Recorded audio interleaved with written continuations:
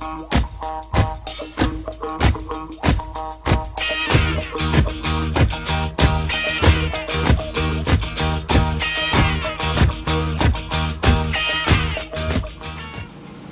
home with the win tonight in the second annual Bill Hendren Memorial 40 and pocketing $2,000.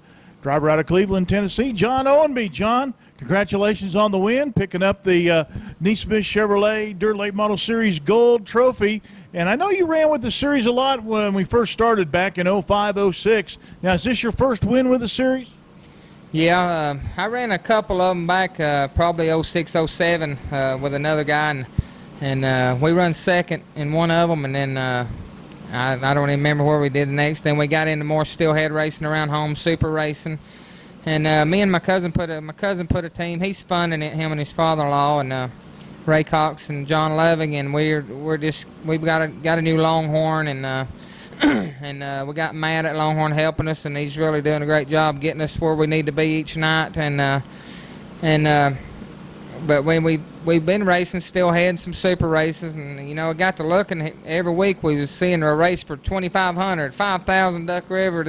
I said, man, we need to get a crate motor. I said, so last Thursday morning, we went and bought a motor from Jimmy Thomas down in Phoenix City, Alabama, one of his used ones, and it seems to run good. I'm pleased with it. So, but I just like to thank the Lord for His blessings and just being with me, and I'm happy.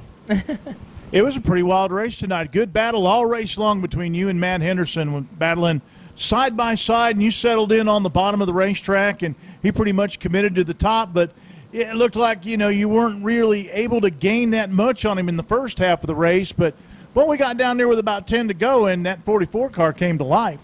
Yeah, the track was real fast and slimy, and the corners are real tight here, and that's what I was struggling with early on. We was just tight. We changed about everything on the car, and it was still tight at the start of the race.